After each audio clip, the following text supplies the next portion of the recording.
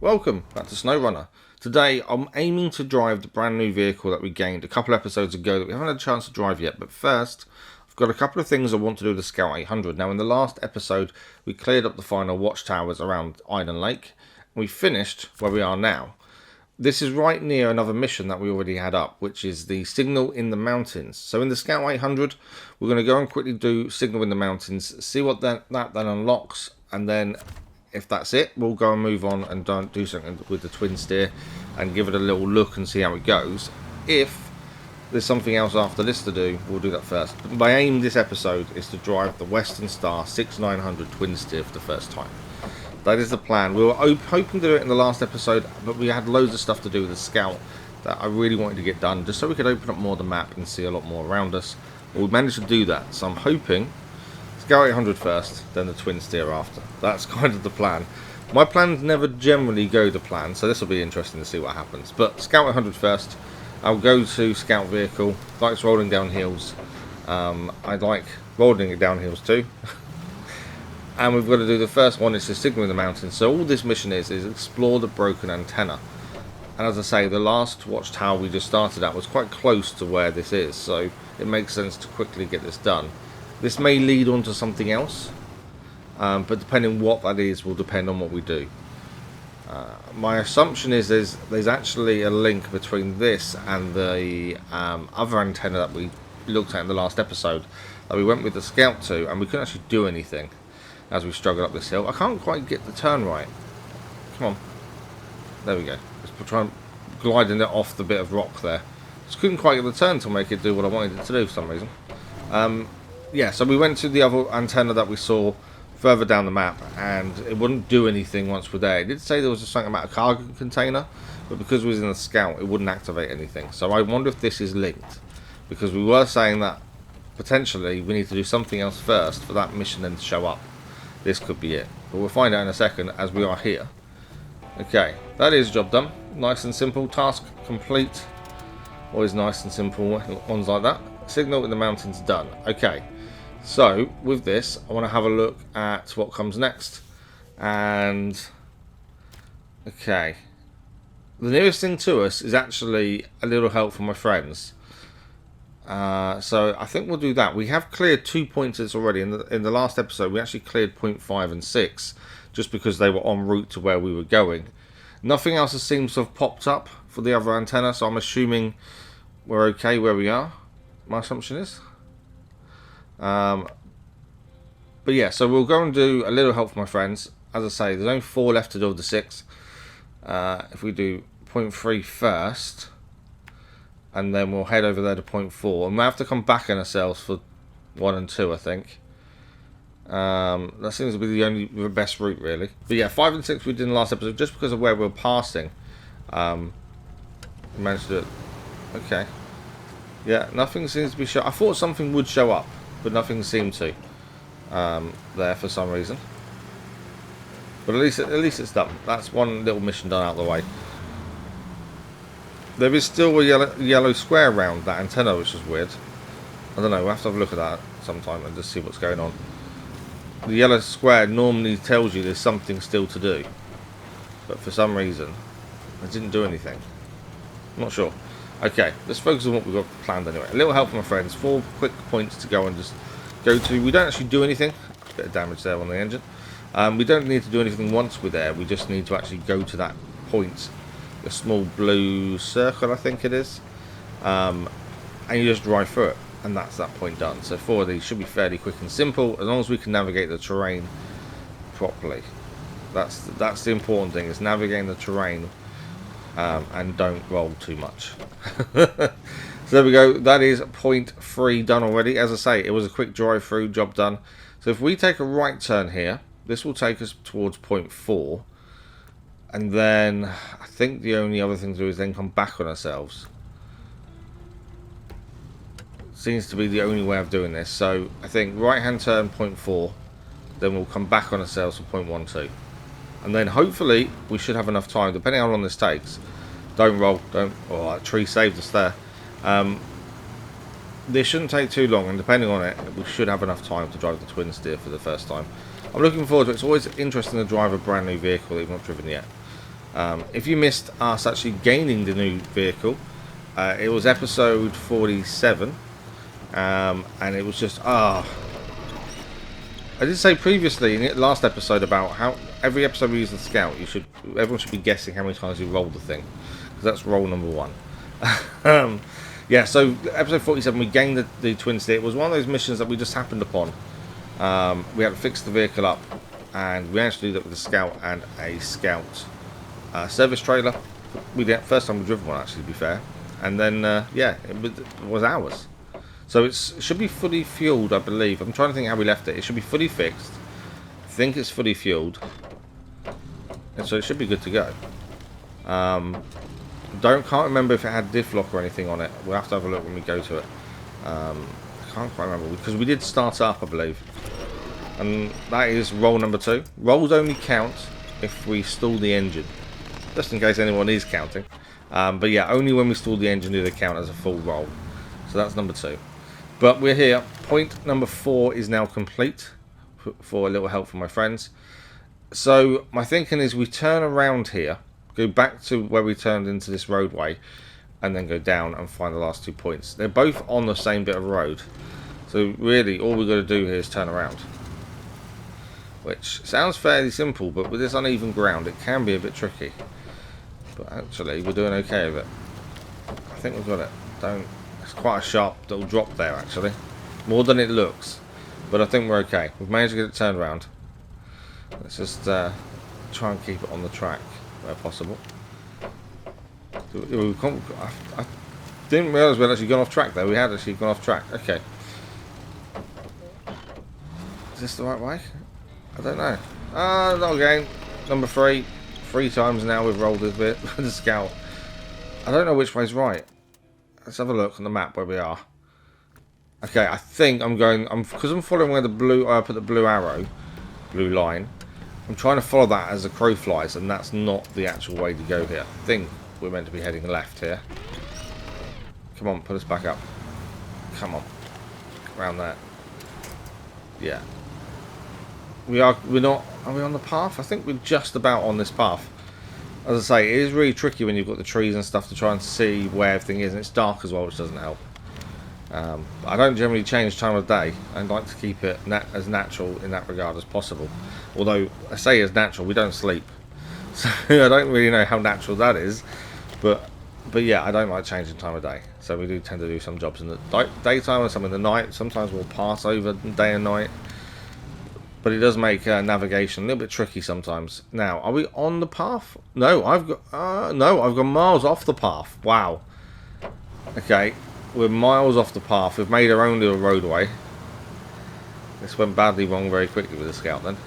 Generally, I'm not too bad at finding the roads. Sometimes it can be tricky to see them. But I didn't think it was that bad.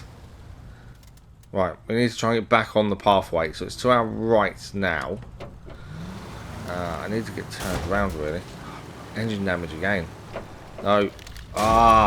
Number 4. That is number 4. Who had number 4? You're winning currently. Yeah. Just took the angle too hard. You can tell it's a bit of a drop there. And this thing will just roll at the slightest drop of a hat. So, it's one of those. It can be annoying, but this is why we got the autonomous winch on it, because it does save us so many times. Right. Let's try and back to this road. I think. Yeah, there it is. Straight ahead of us here. I don't know how we managed to veer so far off that road. It does seem like some of the tracks look like roads and they're not. I think that, you know, to my defence, it does look a bit tricky at times. But I think we're back on it. So if we follow this to the junction that we turned down originally, we should then be able to turn right and head towards the last 2 points. I think we're still okay. Fuel-wise, we've got plenty of fuel on the top rack, so we're fine with that. Come on, Scout. Okay. This is the junction? It is the junction. So we turn right down. Oh, it's number 5. Number 5.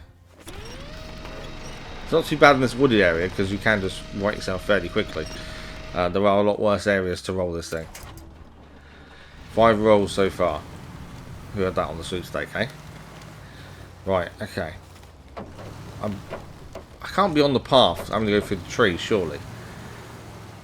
Come on. Go through the branches. There we go. I don't know where we are. There's a paths to the right. Here we go. This is the path. I'm not following the roads today. I'm just going off-road, making my own way. It's not going very well, so I should really follow the paths, to be fair. Okay. So point 2 should be coming up, I think, in a minute. Shouldn't be far off looking at it. And as you've seen with the other 2 points, it's literally drive over it, job done. Which is how I managed to do 5 and 6. Without really meaning to. They were just on the route to where we was at the time. So point number 2 is done. We've got one more to do. And then that is this mission out the way. And that's 2 missions completed in very quick succession. Which is always a good thing. Always happy to get a couple of things out the way. Some missions will take you one whole episode. But when you can get multiple done in one episode, that's always a bonus. Okay. And point number 1 is just here. And that should be job done. And we've been promoted. We are now rank 13. Nice. And that is a little help from my friends done as well. It's actually coming up broken antenna, so I didn't know we'd pick this up. But broken antenna needs a cargo container. So where we had just went for the old explore the antenna signal, that now needs a cargo container delivered to it. And I bet it's from the fallen antenna. Yeah, I think it is. Yeah. It's the fallen antenna there. So it didn't pop up immediately. It has popped up now. At least we have to go back and collect the mission. Right. We'll do that another time. Let's focus on what I wanted to do today, and that is the Western Star 6900 Twinsteer. As I say, 2 episodes ago, we managed to fix this up as per mission, and everything should be hunky-dory ready to go. We don't know how it drives yet. That's going to be the interesting thing. So we're going to look at corporate expansion. It needs 2 lots of wooden planks to be delivered to a bridge. Fairly simple. We can take them to 2 different places, but I think Lumbar Mill is the easiest place to get to from where we are. And it'll be a decent test for it as well. So let's mark this route out. So Lumbar Mill there. And then from there we can take the road all the way up. All the way up. And then we take a right hand turn where we've left a scout fuel trader as well, which is always handy. We can come down this road and the bridge should be there. And that's, I think, must be another drill site, I'm guessing. Okay, so let's get this thing started and have a look at it and see how we go. It's going to be interesting to see how this thing works. Now, I've already noticed one thing. It doesn't have space to add a trailer.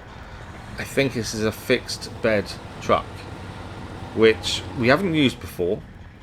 It looks like it's got 4 slots on it, on the back, by the looks of things. It's going to be interesting to see how all this turns, more than anything else. Because we're not used to having a fixed bed. Damage-wise, we're all good. Oh! That's weird. Okay, so in the episode where we got this, we had to fix the vehicle. All the tyres, their condition is 10 out of 50. So all the tyres are damaged. And I think there's, what, 8 of them? Yeah, 8 tyres, and they're all damaged. We fixed the vehicle. I wonder if you can only change tyres when they get to 0. Because I'm sure we checked this and tried to do this when we picked this up the first time. I think you can only change tyres when they're 0. Which would mean these are really badly damaged. And there's nothing we can do about it. Unless we recover this to the garage, I don't think there's anything we can do. So, we're in that situation where the tyres aren't in the best condition, but we get to see how this drives. Now, there's no all-wheel drive, there's no diff lock. Whether we've unlocked some, I don't know. We won't know that again until we go back to the garage, but I don't really want to recover anything at the minute. I want to just keep plodding along with the missions while we're here. So we need to see how this goes without any of those 2 on it, and with whatever tyres it comes with. I don't know if there's a way to check what tyres it's currently got on without recovering it. If someone knows how to check, do let me know. But yeah, I'm guessing it's just road tyres would be my guess, but there could be something else. I don't know what the standard is essentially. So far it doesn't feel too bad. The tyres feel dreadful, but obviously if they're 10 out of 50, that's to be expected. But other than that, it feels okay. Cornering's my concern, as I say, because it's a fixed bed. Normally when you have a saddle on or pulling a trailer, or even a 2-slot bed, turning's fairly simple. And the others turn with you. You might have to go a bit further past the corner and take a wide turn. But they're all really simple to do.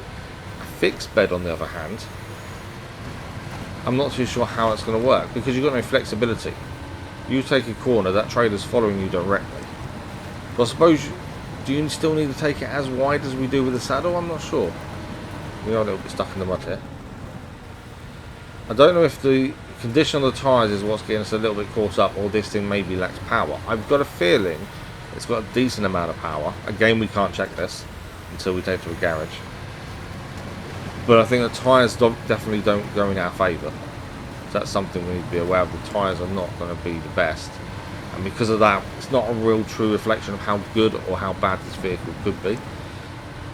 But I've got a feeling we can't change the back at all, is my feeling, because it's fixed.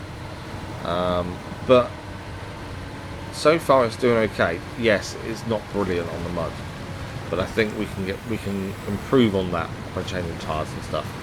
I don't think that's kind of its fault at this point. It's the turning. We haven't really had a chance to test out the turning completely. We'll have a look at that when we get a chance to. Oh, engine damage. That wasn't what I wanted to do. What did I hit? That wasn't the pole. I'm sure that wasn't the pole. There was something else there, I think. But once you get some speed up, it is very slow acceleration. Once you get some speed up, it glides really nicely. It does seem to drive really nicely once you get the speed. Okay, we are going to be on a bit better roads now, I believe. So turning straight away, turning circles are horrendous. And this was my concern with fixed bed, that it's going to be a lot harder to turn it, especially tight turnings. It's definitely interesting to look at. It's the first one of these we've had with the fixed bed, so it's going to take some getting used to, I think, because I think we will have to drive slightly differently with it in terms of corners and things. But time will tell. So far, it's not doing too badly. As I say, the mud is an issue, but I think there's ways around that to make this better. Yeah, it does seem okay. Which is quite, it's nice to have another truck we can use. This is truck number 5 now on our list of trucks we've now gained. 5. We've got the Transstar, the Twinsteer, which is this one, the Fleetstar, GMC, and the Chevrolet Kodiak. I think they're the 5. Yeah, so 5 vehicles so far. And so far, it's actually doing really well. I'm really impressed. It's definitely not too bad to drive. Cornering is definitely something we need to change how we corner. We don't want to make this. Don't tip over. This tips. This could be a problem. Just couldn't. I should have gone further forward. Obviously, it's a late turning, I think, is the idea with this, with a fixed bed. We are so stuck on this bridge. Got to reverse. I do not want this to tip over though, and that's what I'm going to try and avoid here. I might have to try winching it just to try and hold us really more than anything else. Okay, let's see if we can get around this. Come on. There we go, we're on. Oh, front wheels are off though. I'm guessing this is rear wheel drive, as it's not all wheel drive. The fact it's got 8 tyres though tells me that it should be decent on a lot of different surfaces, because you've got more tyres to put the power down, more tyres to get the traction. So potentially this could be really good with the right tyres and things on. Right, 2 lots of wooden planks for corporate expansion. We're at the Lumbar Mill, so we've now got those loaded up. It definitely has 4 slots, you can tell after we've just put the first 2 on. So it's definitely a 4 slot trailer. I wonder what accessories and changes you can make to that trailer. We won't know that again until we go to a garage. There's going to be a lot we won't know about this until we go to the garage. I think we've got upgrades for other vehicles like the Scout as well, but until we go to a garage we're not putting upgrades on. I don't know how long that's going to be as well. It's all going to depend on how long it takes us to get this done, I suppose. Because there's no point recovering one to then put it back to drive all the way back here again. I don't believe anyway. If we get to a position where we're really stuck and we can't do anything because the vehicles aren't good enough, then we'll then have to take one back and change tyres, something like this. We'll change his tyres or something, but I'm hoping we don't get to that point. We shall see. So this is the long road up the map of Island Lake now. We just follow this up until we get to the Scout fuel trailer that we moved from where we found it to the edge of the road, just so anyone passing it can refill. I think that's a good choice to do. and then that way it's always there for everyone. So once we get to that, we need to turn right and then follow the road round, I suppose, and that'll be the bridge. So it's not this right hand turn. Here we go. That's getting a bit. I wasn't sure if it was, but it wasn't. It's not. There's no fuel trailer there, but I just wanted to check how far we were away from where we were. Okay, just got to keep going. And as you can see, this is working really well, this Twinsteer. I'm really happy with it. Be interested to see how this goes with some heavier loads. But yeah, 4 slots is quite a lot of slots. I would also prefer, just in case we roll it, and I've got a bad habit of doing so with some vehicles, I would prefer the sides up. I wonder if there's a change you can make to the back, whether you have sides instead of a flat bit, maybe. Just because I prefer sides as much as possible, to be fair. But there's the fuel trailer. We can refuel now, and then we're heading right turn here, and then we should be nearly there. And it just shows the Twinsteer's done really well in its first job. I think it's going to make a nice addition to the team, to be fair. Without the all-wheel drive and the diff lock, I'm not too sure how much we can use this vehicle. It's all going to depend on how it gets on in a lot worse conditions, maybe. But we won't know that until we really go. Okay. Keep going round, and there's going to be a bend to the left looking at this. A little bit of a hill looking ahead as well. So it'll be interesting to see how we get up this hill. Obviously the road's not bad compared to what we've been through. But it'll just be interesting to see how this does. Obviously no diff locks, so going up hills can be tricky. But it actually makes it quite simply, to be fair. I was surprised at how easy that was to get up there. No, we did get stuck at the end there, but actually that went really well. Okay, I believe this is a bridge. It makes sense to be a bridge. It says we're going to, I think it's South Bridge.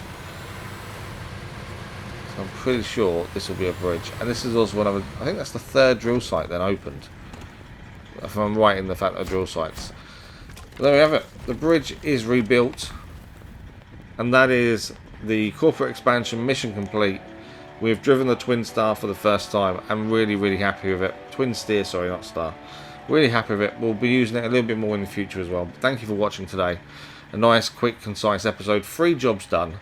So we'll see you next time for more SnowRunner.